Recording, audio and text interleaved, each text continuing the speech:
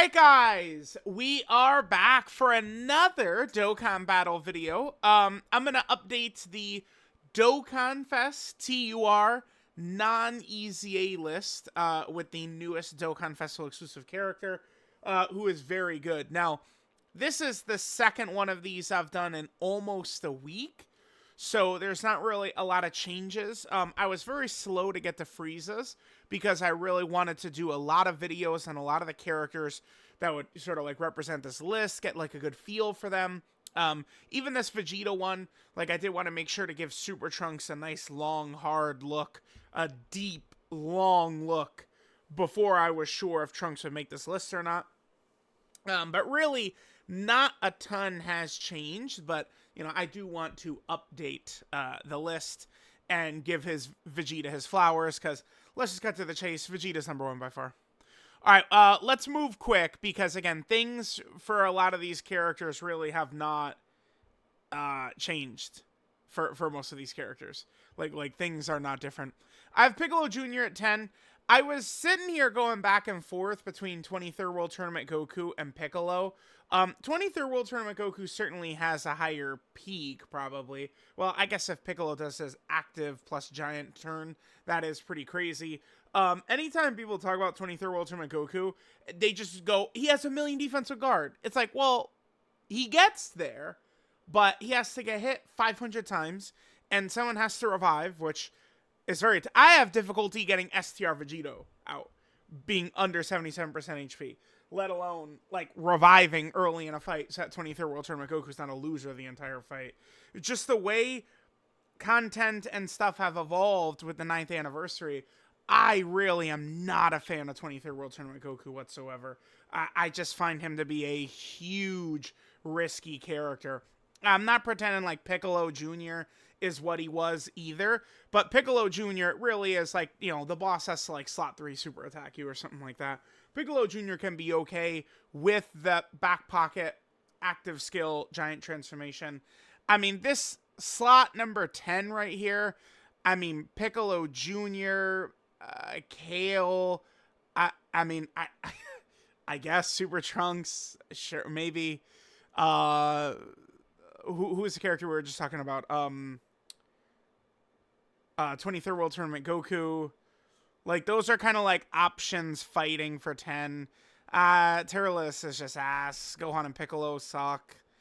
Yeah, like that's people talk about Gamma 2.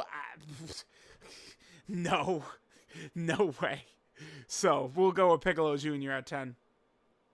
Next, we'll go ahead and grab Android 17 and 18. I like them quite a bit better after the anniversary. The biggest thing about them is you do need Goku, and we got 2 dominant LR Goku Eternal Power characters, right, in AJLUI Goku and the Evolution Blue Vegeta and STR, and Blue Kaioken Goku. Those 2 characters are nuts. Plus, we have Evolution Blue Vegeta, obvious #2 strongest character in the game. And we just have, you know, this character looking a lot better. Plus, of course, the fact that they're no longer as AoEs, which will terrorize them. Against Gogeta, sure. But to be completely fair, I think I haven't done the video yet with them and Gogeta. But I'm pretty confident we would get to Gogeta. And then it's, you know, UI Goku's ready to revive. Evolution Blue Vegeta's ready to revive. Like, we could handle it if Gogeta does toss out AoEs or too much damage or, you know, shenanigans. So I do like them in this spot. I mean, they're not the greatest ever, but I feel like that they're capable. I do feel like there's a jump from Piccolo Jr. to 17 and 18. I'm much more comfortable with 17 and 18 right now. All right, next is Goku Black. I kind of have him in the same spot as before. Now, I mean, people, bro, the amount of discussion about this guy, you know, certainly this is just my experience watching Gresh's video, watching Toon Rami's video, watching Masked Ningen, like watching their stuff, seeing how Goku Black performs, combined with just my knowledge of how the 9th anniversary fights look like. This guy's not out on JP yet. We will see But I don't like this guy, I think, in front of any of the other characters in front of him. There are issues with like super bosses and domains being just really shitty, honestly. Unless you have the best domain on your team, domains are gonna suck for all these characters, right? If I could choose, it's Fusion Zamasus is the domain I would probably want to run. Well, although the thing about Goku Blacks though, is a I always forget. Yeah, you're right here, right here. Okay, okay. So here's the thing about Goku Black's domain though that I do like. So Super Boss category enemies and allies get the 10% of stats, and then another 10% attacking against characters who are extreme class. I mean, that's not really directly debuffing your characters. The domains where your characters take an extra 10% damage, that could be a little rough, right? Like, I could live with giving the extra 10% attack to, like a boss we're fighting. But, like, making my characters take 10% more damage, that shit is rough. So, I guess, if, let's say we're running Super Boss with the domain update, Goku Blacks is the one I would actually want up, because he's not debuffing allies potentially for like whatever team we might be running, right? I don't know. Because it's like Broly, just like, you got to transform him. Fusion Zamasu is so good in Infinite Zamasu. Let's just hope they do something about domains. If they do, that would, I do think, dramatically impact all these domain characters. Right now, I mean, a lot of people like care heavily, like how long these characters are good or how good they are, stuff like that. If your favorite character ends up with a domain, that is bad. Right now, domains suck, unfortunately. It is what it is. Domains are not really too good. Next, we have Android 21. Android 21 is in a much better spot. Really, she links incredibly well with a lot of the characters on her team. Androids are heavily buffed. She works tremendously with LR Buhan, who is a very dominant character. 21 is just solid. She doesn't really have a ton of flaws that hurt her. Like, they made her specifically not work good against Fusion Zamasu. But it's like, besides that, she's just kind of like a strong, tight unit here. I think her transform state certainly could take a lot of damage, but like she's got a nice solid kit. A lot of HP regeneration, which will synergize well with some of the other characters that would be on her team. I like 21. I think 21 she's just a fine character. Probably don't have to go any further than that. Next is God Goku. I saw a lot of discussion about potentially even moving God Goku up. And it's like, I could see it. God Goku has a nice toolkit with the orb changing, the stacking, the dodging, the guard, the guaranteed crit active skill. Certainly, you don't want to use this guy's active and swap in a Super Saiyan Goku unless you are confident that either the active will kill the boss or you'll kill the boss before Super Saiyan Goku will receive attacks. As long as you don't do that, the active skill can be good, but I would say at 29 out of 30 fights or something like that, you're probably not going to have value from his active skill, so you do want to keep that in mind. God Goku is really skating on dodge or die territory too in a lot of these fights. I mean, his value is pretty much strictly just in the dodge. You know, he does have a strong link set as well, does work good with characters like Super Easy A Dragonfist. I mean, I was tearing through the toughest fights in the game, mostly with this guy in slot 1 and then Super Easy A Dragonfist right next to him, and not really having troubles. So it's like a lot of people try and downplay this guy and blah, blah, blah, blah, all the damn yapping away. But, I mean, if you simply just turn the game on, go in the game, use him, he's pretty good. It works out really well. Next we have Gamma 1. Dude, it's insane.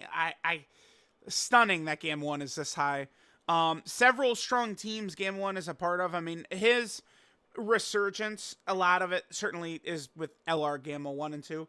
How good they are, how well they work with Gamma 1 certainly does help. But, Gamma 1 could be very vicious on the Android team, Android 21's team. He could be very good on, Gogeta Blue's movie hero team. He could be on the superhero team as well. There's a lot of spots that work good with Gamma 1. Gamma 1 is a very dominant character against Supreme Battle Spectacle Beast Gohan. because Gamma 1 is STR and Gamma 1 has a 70% chance to nullify Beast Gohan's super attack. So, I mean, he's just looking good. I like Gamma 1. I think Gamma 1 is pretty effective. I mean, he's got all this defense. He's got support. He's got a nullification. Not really too surprising, I guess, that Gamma 1 is held up as long as he has. Next, we have First Form Frieza. Now, I mean, this rating, I mean, I think you could easily drop Frieza. I can't raise him. This is like the highest I could see him right now in the current environment. But I do think you could potentially drop him quite a few spots as well. You could easily have Frieza. I mean, I don't know that I would put him below Goku Black. I guess maybe you could put Frieza at 7. It's like Frieza's strong, but Frieza's not what a Dokkan Fest exclusive character should be. Dokkan Fest exclusive characters should be dominant forces who create giga strong teams to use characters on, not a mess of restrictions and shit like this. This kit sucks on a Dokkan Fest. If this is like an Easy A character, whatever. But a Dokkan Fest? What were they thinking with the Space Traveling Warrior restriction and then Terrifying Conquer Alice? In truth, this is what kills this character. It's this shit right here. He needs it.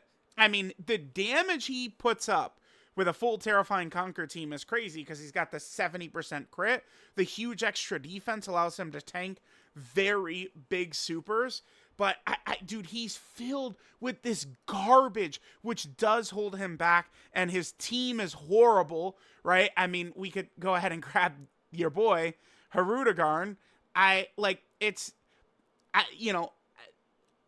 Frieza's team only works when Hirudegarn is better than Frieza, because Hirudegarn is essentially the only slot 1 character on the team, and, I mean, he's a true dodge or die. Hirudegarn, well, I mean, I would say he's not the worst ever defensively. I mean, he could stack defense. He could get to a reasonable defensive number for a lot of characters, but, I mean, bosses don't give a shit about your million defense anymore, right? Like, they're just like, okay, well, I'm doing normals that are almost 2 million, so actually you're just going to take a bajillion damage from this normal attack. But it's a huge issue with Frieza. Frieza relies so much. Frieza is at his best when Hirudegarn is the best character on the team. Right, so like that's definitely hurting Frieza. It's like you look at all these other characters. Notice Game 1, none of this garbage in there. God Goku, none of the garbage. 21, none of the garbage. Rose, I guess Rose does have this shit with super bosses. Yeah, to be fair. Yeah, the villains. By the way, it's the villains. Notice that? The villains have the stupid ass restrictions. Piccolo Jr. didn't have it. But it's the goddamn villains who get these annoying ass, dumb ass restrictions. Dokkan Fest exclusive summonable characters should not be bogged down by this shit, man. No way. No, absolutely not. They need to be a pillar for these teams. And they didn't do a good job of that with Frieza. Frieza's still good. But, it's just, there's issues there. We talked about Hirudegarn. Again, we can move kind of fast. A lot of it's not. Then we have Dragonfist right here. Dragonfist is just like a consistent, at least for me, strong character. He could do decent damage. He's got a nice chance to crit. He tanks most normals until you get to the big boss normals. Then, against those, he's going to have to dodge. Pretty sure this guy, he gets to around 1 million-ish defense after he supers. Usually, normals aren't an issue for him. Again, until you get to the big boss supers. He potentially could be pretty good against Beast, even in slot 1. He has a 70% chance to nullify unarmed supers, just like Gamma 1. You do have the very, very strong standby, which gives you the Scouter. I mean, you could use this guy. Once you're able to do this, you could, the turn starts, you could transform, see where the super is, and then, reset the turn. A lot of different tech you could do. This guy is good. This guy is, I would say, better than the Super Easy A Dragonfist. But the big point I was trying to make, that more so for global free-to-play players, you're better off getting, I think, Super Easy A Dragonfist probably with 150 red coins, as opposed to, as, again, a global free-to-play player, putting stones towards summoning for this guy. He comes out in about a week's time. So, definitely want to keep that in mind. So, there's Dragonfist. He's good. Good, strong unit. Nothing crazy. And then, I mean, we could just skip to this. Vegeta's on a level by himself. Vegeta is very dominant, very good, very crazy. This Vegeta is the type of character we want. We want them to drop Beast Gohan level characters. You know, Broly and Gogeta felt crazy. Vegeta felt crazy. You know, we've had a lot of releases already in the first couple of months where it's like, oh, damn, yeah, this is good. This is a strong character. Vegeta's just super busted. He's got defense. He has stacking. I mean, I just feel like I don't even really need to spend time talking about this guy. Everyone knows. It's unanimous. We all know he's number one. We all know he's the best TUR. You could probably make the case that Vegeta, the gap between number one TUR and number two TUR is bigger than the gap is for like number one LR to number two LR, from like Beast to Evolution Blue Vegeta. I just feel like Vegeta really is standing way above the rest of the TURs on this list. Pretty crazy that Vegeta and Frieza are 2 weeks apart. Like, it's stunning. Well, it's barely that. I mean, it's March. Is it? What is it? Yeah, it's 13 days. Because Frieza came out on the 5th. Vegeta's on the 18th. Yeah, pretty crazy. But there we go. Not really any changes. All I did, right, was I actually did just slide Vegeta number one and push 23rd World Tournament Goku off. Again, I did this on the 14th. I mean, that was 10 days ago. I didn't really see anything. I gave a nice long look at Super Trunks. I couldn't do it. I'm sorry. No way I could put him on this list. The amount of shit you need to go right, I mean, it's crazy. So, yeah, no way I was doing that. Let me know what you guys think about the top 10. I feel good about this one. I wish it would be on the spot I want it to be. Whatever. Oh, well. Anyway. Let me know what you guys think, and I'll catch y'all next time. Vegeta, hands down. Numero uno.